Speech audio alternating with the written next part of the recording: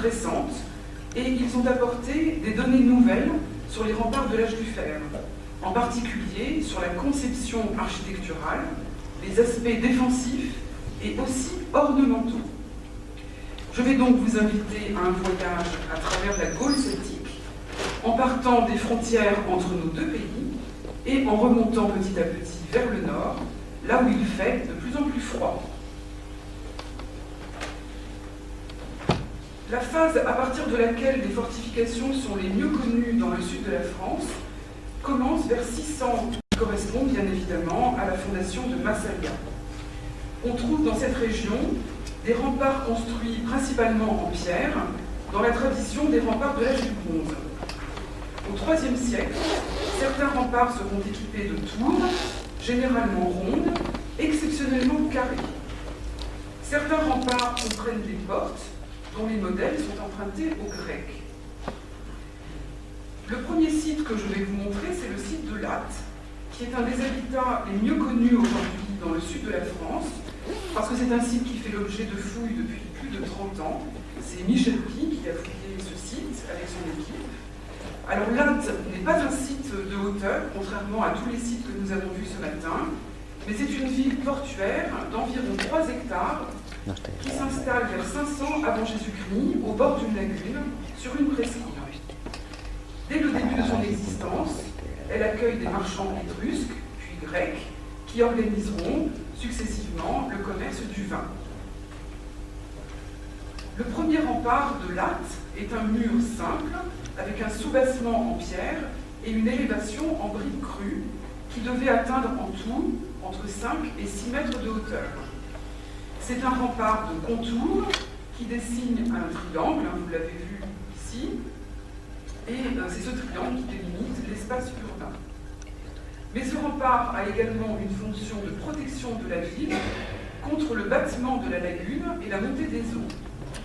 La porte P1 donne accès côté interne à la rue principale de la ville, côté externe au port de Latte. Les archéologues n'ont détecté qu'une seule tour dans cette enceinte. Elle mesurait 8 mètres de côté et était à cheval sur le mur, à la fois côté interne et côté externe. Vers 350 avant Jésus-Christ, un avant-mur est construit devant le rempart principal, à une distance de 8 à 10 mètres du parement externe. Il mesure moins de 2 mètres de large et on ignore totalement quelle a pu être sa hauteur. On ne connaît pas exactement la fonction de ce mur. Il pouvait bien sûr servir à renforcer le rempart. Il existe ce type d'aménagement sur des remparts grecs, qui comportent aussi des avant-murs, mais les archéologues de Latte pensent qu'il a dû servir à contenir la montée des eaux. En effet, sur ce côté de la ville, c'est le côté le plus sensible, ici, qui se trouve du côté de la mer. À la fin du IVe siècle, au début du IIIe siècle, 8 tours sont construites contre le parement externe du rempart. Comme vous pouvez le voir, ce sont des tours presque carrées. Leur largeur varie de 5 à 6 mètres. Elles renvoient à des modèles méditerranéens bien connus dans la région, Ampurias, Marseille, Olbia. Et elles sont très différentes des tours que l'on trouve dans les autres agglomérations du Languedoc, puisqu'il s'agit plutôt, pour les autres sites, de tours arrondies. Une nouvelle porte est aménagée dans ce rempart. C'est la porte P2, ici, qui est plus complexe que la porte P1. Elle est de plus protégée par une tour sur le côté ouest. Il s'agit manifestement d'une porte défensive. Le réaménagement du rempart de Latte au IIIe siècle, avec ses tours carrées et sa nouvelle porte, montre à la fois la monumentalisation de la ville, qui correspond à un enrichissement de la population, mais aussi à un besoin de protection qui a augmenté avec le temps. Le rempart, avec ses tours, et la nouvelle porte sont construits sur le côté sud-ouest, en face de la mer. Ils ont manifestement une fonction militaire du côté le plus sensible de la ville. Alors pour ceux qui ne connaissent pas, ce site se visite, il est aménagé pour le public aujourd'hui. Le second site que je voudrais vous montrer est un site qui a été fouillé récemment. C'est le site de Pêche-Mao, qui se trouve assez près de la frontière avec la Catalogne, qui a été d'abord fouillé dans les années 1960 et repris récemment par Éric Gaillet-Drap en 1998, et je crois qu'il est toujours en cours de fouille. Alors c'est un site très spectaculaire, c'est l'oppidum de Pechemao, dans le département de l'Aude, se trouve à une vingtaine de kilomètres de Narbonne. Ce site appartient à la culture ibéro-languedocienne, qui est désormais bien connue des deux côtés des Pyrénées. La culture matérielle et les rites funéraires sont en effet très comparables, et on trouve à Pechemao des inscriptions en langue ibère. La fortification occupe une petite colline triangulaire, que vous voyez nettement ici sur cette photo.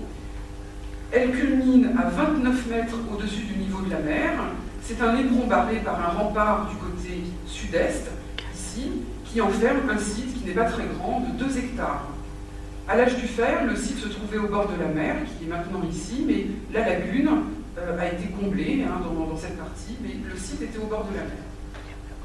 Éric Gaillet-Drap pense que Pechemao est une création ex nihilo vers 550 avant Jésus-Christ.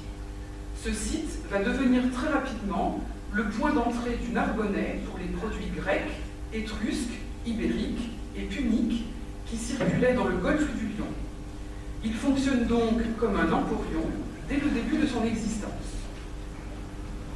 Alors voici une photographie aérienne un petit peu ancienne qui vous donne une idée de l'ensemble des fortifications de ce site. Il y a un premier fossé qui est situé le long du rempart et un second fossé beaucoup plus en avant, à environ 100 mètres du fossé 1. Ce second fossé a une section en V. Il est large de 4 mètres environ et profond d'1,60 m. Les deux fossés, 1 et 2, ont livré du mobilier contemporain et ils appartiennent à la première fortification, celle qui date du milieu du VIe siècle. Alors Pechemao a connu 2 phases de construction. Un premier rempart est construit vers 550 avant Jésus-Christ, donc c'est ce qui est en noir ici.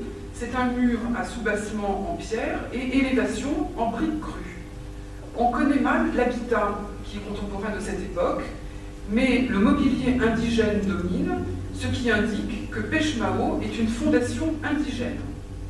Vers 525 avant Jésus-Christ, le rempart est renforcé par un nouveau mur devant qui est équipé de 2 tours rectangulaires et qui présente un fruit important, c'est-à-dire qu'il est très penché, avec un appareillage particulier composé de dalles et de lauses. Un quartier d'habitat se développe entre les 2 lignes de rempart, ici. Dans ce quartier, le mobilier indigène domine toujours, mais on y trouve aussi des importations étrusques, ioniennes, attiques et puniques, qui sont liées aux activités commerciales de Pechemao. À la phase 2, donc là on est au milieu du 5e siècle jusqu'au milieu du 4e siècle, l'habitat est totalement réorganisé, avec des îlots séparés par un système de rues. Le système défensif est considérablement renforcé, en particulier vers l'est, où plusieurs parements successifs, surtout ici, ces parements sont aménagés pour compenser la poussée des terres. Le rempart devait avoir alors l'aspect d'une fortification à degrés, ce qui est plutôt original dans la région. Une tour monumentale curviligne, ici, que vous voyez en vrai à droite, est construite donc, au cours de cette phase 2, dans la partie est des défenses, et elle servait à protéger un accès charretier, ici, le long du rempart, pour les voitures, qui longe la fortification sur plusieurs dizaines de mètres, d'est en ouest. Alors ce qui est un petit peu particulier sur ce site, enfin pour un site français, ce sont les piedras mincadas, qui ont été découvertes, alors elles se trouvent seulement dans cette partie du site, elles ont été mises au jour en 1965 et elles occupent une bande de 40 mètres de long sur 5 à 7 mètres de large. Elles relient la grosse tour ovale, ici, jusqu'à l'extrémité est du site. Elles émergent du sol de 30 cm à 40 cm environ, et elles sont, d'après les fouilles, on sait qu'elles sont très solidement plantées et calées à leur base par des pierres. Elles sont distantes les unes des autres d'1 mètre environ. Leur disposition est irrégulière, mais on a tout de même l'impression qu'elles sont disposées en quinconce.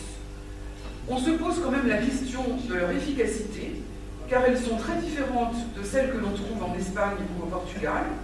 D'abord parce qu'elles ne sont pas très hautes, aussi parce qu'elles sont très loin les unes des autres, et puis le gros problème, c'est qu'elles ne protègent pas la porte principale. D'après les observations stratigraphiques, ces piedras hincadas pourraient dater du IVe siècle, donc de la phase 2 ou 3 du site, mais ce n'est pas certain. Un peu avant 200 avant Jésus-Christ, la destruction de Peshmao est totale après de violents combats dont on retrouve les traces partout. Les mobiliers ont été saccagés, les maisons incendiées, les remparts démantelés. Le site a manifestement été attaqué et largement détruit par un incendie, l'œuvre d'un agresseur qui possédait des machines de jet, puisqu'on a retrouvé dans tous les niveaux de destruction des traits de catapultes et des boulets. Avant de quitter la zone méditerranéenne, je voudrais vous montrer 2 exemples que je n'ai pas le temps de développer, que vous connaissez peut-être, qui sont 2 très beaux remparts du midi de la France. D'abord, Ambrussum, qui est un oppidum de hauteur. Alors là, nous sommes en Provence. Il est situé sur la Via Domitia, qui reliait l'Italie à l'Espagne. Le rempart a été construit dans la seconde moitié du IVe siècle avant Jésus-Christ, et l'enceinte comporte 26 tours rondes. Un autre très beau rempart du midi de la France, toujours en Provence, c'est l'oppidum de Saint-Blaise, qui est un oppidum de hauteur situé près de la mer. Il est occupé depuis le VIe siècle, avec une ville haute et une ville basse, entourée par un premier rempart. Le second rempart, celui que vous voyez sur la photo, est de type hellénistique, et il a été construit vers 200 avant Jésus-Christ. Alors nous allons commencer maintenant à remonter vers le nord, et nous arrivons d'abord sur le plateau du Larzac, à environ 75 km de la mer Méditerranée, et nous trouvons ici l'oppidum du Puech de Mus, qui a été fouillé de 1995 à 2006 par Philippe Gruat. Ce site culmine à 842 mètres d'altitude, et il est installé, comme vous le voyez ici, au bord d'un plateau très abrupt. Il couvre une petite surface puisqu'il ne fait qu'un seul hectare. Le rempart est construit au moins 4 fois successivement et sa conception est très originale. Le premier rempart, à la phase 3, au 5e siècle avant Jésus-Christ, est composé de 2 murs accolés avec une sorte de parement en bois. C'est le mur qui est ici. Le second, non pardon, pas du tout. À partir de la phase 4, c'est un rempart à poutrage interne qui est construit, on le voit ici. Il est équipé d'une porte en chicane complexe, de type défensif. C'est un rempart qui appartient à un modèle typiquement celtique. C'est un rempart à poteaux frontaux qu'on appelle Pfotzenschitzmauer. Ça, c'est pour le monsieur allemand qui est dans la salle. Le rempart de Puech de Mus est l'exemple le plus méridional des remparts à poutrage interne. On n'en connaissait avant cette fouille qu'en Europe continentale. C'est un modèle actuellement unique qui se situe à mi-chemin entre les remparts à poutrage typiquement celtiques et les remparts méditerranéens en pierre. Alors nous continuons maintenant un peu plus au nord de la France, vers le centre. Dans cette partie de notre pays, les remparts sont bien connus. Beaucoup d'entre eux ont été fouillés, en particulier dans le centre de la France, qui est la région où je travaille. Mais les remparts sont surtout connus pour le deuxième âge du fer, assez mal, voire même très mal pour le premier âge du fer. Dans certaines régions, et en particulier dans le centre, les sites non fortifiés et en plaine sont plus nombreux au premier âge du fer que les sites de hauteur, ce qui explique que nous ne connaissons pas ou très peu de fortifications. Alors c'est bien sûr le moment de vous présenter le célèbre Murus Gallicus, qui a tellement étonné Jules César. Et oui, on peut dire que le général romain était un homme très curieux des remparts gaulois, puisqu'il en a fait une description très précise au livre 7 de la guerre des Gaules, chapitre 23. Alors j'ai trouvé sur internet une traduction en espagnol de ce passage, j'espère que c'est bien traduit, c'est pas moi qui l'ai traduit, mais pour les puristes, j'ai mis la traduction, le texte original en latin au-dessus. Alors ce que décrit César dans le livre 7, c'est un rempart avec une armature en bois. À l'intérieur, donc l'armature en bois est à l'intérieur, et à l'extérieur, il y a un parement en pierre en façade qu'il trouve plutôt joli, puisqu'il dit ici, vous le voyez, no es desagradable à la vista. La description de César est très juste. Les archéologues ont pu le vérifier sur de nombreux remparts. Le Murus Gallicus est bien un rempart à poutrage interne. L'intérieur est en effet composé d'une armature de poutres entrecroisées. À l'intersection de ces poutres, il y a des clous en fer ici, qui sont de grands clous, que nous appelons des fiches, parce que c'est beaucoup plus grand que des clous.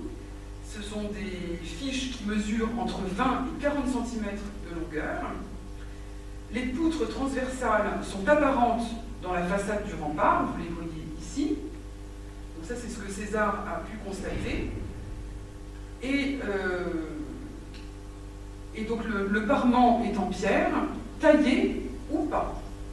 À l'arrière du rempart, il peut y avoir soit un parement identique, soit une rampe en terre, comme on le voit ici sur la restitution du rempart du Murus Gallicus de Besançon. Donc le parement en pierre à l'extérieur, une rampe en terre du côté interne. Il existe plusieurs variantes de remparts à poutrage interne à l'âge du fer en Europe. Une dizaine de types sont connus. Les types les plus courants sont les Murus Gallicus à poutrage horizontal, que l'on trouve plutôt dans l'ouest de la zone des Oppidas. Donc j'ai traduit comme j'ai pu le rempart à poutrage horizontal et les remparts à poteaux frontaux, ici, que l'on trouve, c'est le même type de construction, mais avec un autre décor, en fait, que l'on trouve plutôt dans l'est de la zone des Oppidas. Alors voici un Murus Gallicus reconstitué à Bibracte, donc en Bourgogne, donc, sur lequel on voit bien ici les pierres non taillées et les poutres qui dépassent. Et ici, l'autre modèle principal de rempart à poteaux frontaux, reconstitué ici au Mont Vully, en Suisse. Alors la plupart des chercheurs pensent aujourd'hui que le Murus Gallicus est d'abord un rempart de prestige qui symbolise la limite des Oppidas. Ces Oppidas sont des villes nouvelles, ce sont généralement des créations ex nihilo qui s'installent vers 120-100 avant Jésus-Christ. La construction de ce type de rempart est très complexe et très longue à mettre en œuvre, car les Murus Gallicus sont d'abord les remparts de sites très grands. Les plus petits Oppidas font généralement 20 hectares et les plus grands jusqu'à 200 hectares comme Bibracte, mais il y en a de plus grands encore en Allemagne, comme Heidengraben, dans le Bade-Württemberg, qui fait 1200 hectares et qui est aussi entouré d'un Murus Gallicus. Ces remparts mesurent donc au minimum 2 km, jusqu'à plusieurs dizaines de kilomètres pour les plus grands Oppidas.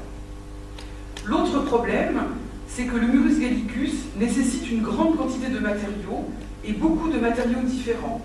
Il faut des pierres, du bois, de la terre et des clous en fer. C'est un rempart qui n'est pas très haut, entre 4 et 6 mètres de hauteur, et il n'y a généralement pas de fossé à l'avant. C'est pour ça que cette reconstitution, et celle que je vous ai montrée avant, n'a pas de fossé. Il n'y en a pas. La plupart des Oppidas comprennent aussi beaucoup de portes, et ce sont des très grandes portes, comme vous verrez tout à l'heure à Bibracte, ce qui rend la défense de ces remparts très difficile. C'est pour cela que nous pensons que ces remparts ne sont pas défensifs. Tous ces arguments donc montrent que ces remparts qui sont très longs à construire ne peuvent pas être construits dans l'urgence. Pour la plupart des chercheurs, ces remparts sont d'abord des remparts symboliques et ornementaux qui symbolisent les villes et l'urbanisation nouvelle. Alors, quelques exemples concrets de ces remparts. Alors ici, le célèbre site d'Alésia, en Bourgogne, à Alys-Sainte-Reine, qui est le lieu d'un siège célèbre de 3 mois à l'automne 52, à la fin duquel les Gaules. Ce rempart a été fouillé à la fin du XIXe siècle et au début du XXe siècle. Donc vous avez sous les yeux le Murus Gallicus d'Alésia, celui qui a peut-être protégé Vercingétorix. On voit nettement dans le parement externe les trous des poutres en bois. Évidemment, il n'y a plus le bois, et vous remarquerez que le parement du rempart d'Alésia est un parement de pierre taillée, ce qui n'est pas le cas de celui de Bibracte. Une autre photo plus récente, ce sont les fouilles d'Alésia en 1986 qui ont été réalisées par Anne Collin et qui ont permis de retrouver, donc plus récemment, ce rempart aux pierres taillées dans lequel on voit là aussi les emplacements des poutres. Mais Anne Collin a pu déterminer qu'une partie du rempart d'Alésia est postérieure à la guerre des Gaules, ce qui montre que le modèle du Murus Gallicus a perduré après l'âge du fer. Alors, le célèbre site de Bibracte au Mont-Beuvray en Bourgogne, qui est le plus grand oppidum français, on a découvert sur ce site 2 enceintes, donc qui sont l'une contre l'autre, et qui sont 2 Murus Gallicus. La plus grande enceinte, donc qui est en vert sur cette image, couvre 200 hectares et elle est plus ancienne que celle qui est en rouge, mais qui est plus ancienne de pas beaucoup, mais les fouilles ont déterminé qu'elle était antérieure et le Murus Gallicus de cette grande enceinte mesure 7,5 km de longueur. L'enceinte de 135 hectares donc, comporte elle aussi un Murus Gallicus de 5 km de longueur. Alors, une porte a été fouillée à Bibracte, elle se trouve ici, c'est la porte du Rebou, une qui est sans doute la porte principale de Bibracte. Donc voici la fouille ici en 1985, une fouille réalisée par Olivier Buxenschütz et Ian Ralston. La voici reconstituée, c'est une porte monumentale à aile rentrante, alors qu'on appelle en allemand Zangentor, et que je vous ai traduit par Con Alas Entrantes, je ne sais pas si c'est bien, mais je peux la traduire comme ça. Et donc cette porte est une porte monumentale qui mesure 24 mètres de largeur, donc qui manifestement est une porte extrêmement difficile à défendre, et donc on peut douter de sa fonction défensive. Après ces exemples de Murus Gallicus, il me reste à vous montrer un dernier type de rempart qui est moins fréquent que le Murus Gallicus parce qu'il est plus localisé dans certaines régions et nous l'appelons rempart massif. Donc ce type de rempart, le rempart massif, existe en France dans 2 groupes distincts. Un groupe dans le nord de la France, autour de la vallée de la Seine, principalement en Picardie et en Normandie. C'est un groupe qui a été défini par Mortimer Wheeler après la Deuxième Guerre mondiale, dans son célèbre livre publié en 1957, et qu'il appelle à cette époque le type fécamp. Et il y a un second groupe ici, qui est le groupe du centre de la France, que nous appelons rempart massif, mais auquel nous n'appliquons pas le type fécamp. Alors en voici plusieurs exemples, d'abord dans le groupe du Nord, ici l'oppidum de la Chaussée-Thirancourt, dans le département de la Somme. Alors ici vous voyez le rempart massif sous la neige avec son fossé. Alors ces remparts massifs ne sont pas des remparts de contour, ce sont toujours des remparts de barrage. C'est pas du tout le même type que les Murus Gallicus, vous allez voir, et ils sont systématiquement des remparts de barrage. Alors contrairement aux Murus Gallicus, ces remparts massifs sont beaucoup plus simples à construire, en tout cas ils sont plus simples de conception, puisque ce sont d'énormes talus de terre dont la masse est issue d'un grand fossé. Il n'y a qu'un seul matériau, il n'est pas destiné à être joli et il n'est pas symbolique. Les remparts massifs sont donc toujours des remparts de barrage et ce sont des remparts précisément défensifs, des remparts de guerre, comme je l'ai montré dans plusieurs articles. Donc voici une photo du même site, la chaussée de Tirancourt, mais sans la neige.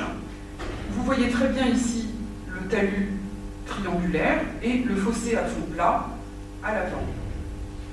Ici, le talus mesure encore 10 à 12 mètres de hauteur et le fossé entre 15 et 20 mètres de largeur. Un autre rempart du même type, mais lui pris dans le groupe du centre, c'est le rempart d'un village qui s'appelle Mur, Muros, je ne peux pas l'inventer, où vous voyez ici des étudiants au sommet de ce rempart qui mesure encore 10 mètres de hauteur avec son énorme fossé à fond plat qui lui aussi mesure 20 mètres de largeur. Alors le gros problème de ces remparts massifs, c'est leur datation, parce que la plupart n'ont, enfin, quasiment aucun n'a été fouillé. Il faut dire que quand vous voyez ce genre de choses, ça ne donne pas envie de faire des fouilles, et malheureusement il reste présumé de l'âge du fer, sachant que certains pourraient aussi dater du Moyen-Âge. Alors ceux que je vous montre sont datés de l'âge du fer, mais d'autres qui sont connus pourraient être datés du Moyen-Âge. Le seul rempart massif qui est actuellement daté est celui de Châteaubriand, le site sur lequel je travaille depuis 2001.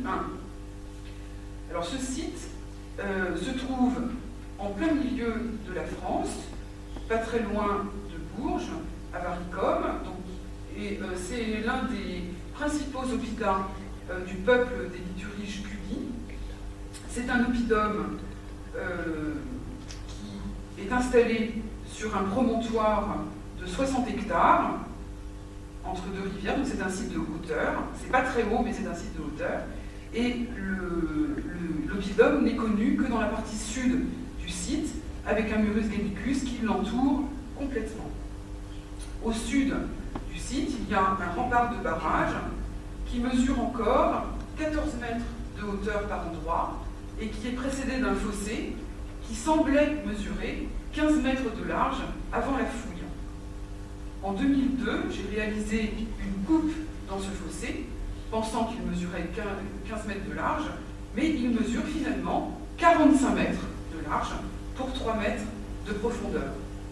L'étude de la stratigraphie du rempart et du fossé de Châteaubriand a permis de confirmer une datation de cette fortification très proche de la guerre des Gaules, vers 50 avant Jésus-Christ.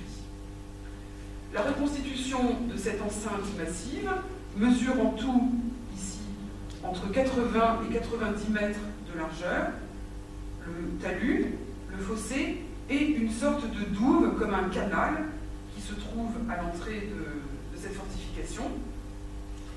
Alors, comme vous le voyez ici, c'est un mur. Alors, on voit évidemment à l'intérieur le Murus gallicus, qui est noyé à l'intérieur du talus massif. À l'origine, ce talus massif pouvait mesurer entre 15 et 16 mètres de hauteur. Il mesure encore aujourd'hui 14 mètres. C'est une protection très efficace contre les machines de siège romaines. On ne peut pas approcher les tours, comme César en possédait. Comme c'est un mur de terre, on ne peut pas le faire effondrer, on ne peut pas y mettre le feu, et il est infranchissable à cause du fossé plein d'eau, et il y avait aussi plein d'eau ici. Alors peut-être que César est passé à Châteaubriand en 52 ou en 51 avant Jésus-Christ. Nous avons en effet trouvé un probable boulet de baliste dans une fosse à l'intérieur du site, dans l'habitat. Alors j'ai essayé de vous montrer les principaux modèles de remparts de l'âge du fer en France et le contraste entre le sud et le nord de notre pays. Je n'ai pas eu le temps de vous parler des remparts calcinés ou vitrifiés que l'on trouve dans certaines régions, dans l'est de la France par exemple, et qui correspondent à une autre technique de construction, peut-être un peu plus marginale. Ce qu'il faut retenir, c'est qu'en France, les remparts du premier âge du fer ne sont pas très bien connus, sauf dans la zone méditerranéenne, où ils succèdent en général à des remparts de l'âge du bronze. bronze. Ce que vous pouvez retenir aussi, c'est que les oppidans sont nombreux, mais de petite surface, dans le sud de la France, alors que plus on va vers le nord, plus ils sont grands. Il n'y a quasiment aucun oppidum de moins de 20 hectares, et ils peuvent aller jusqu'à 200 hectares pour les plus grands. Pour le deuxième âge du fer, les remparts les plus fréquents et les mieux connus sont les Murus gallicus, avec toutes les variantes régionales que vous pouvez voir sur cette carte, qui est la carte des oppidans de l'Europe continentale.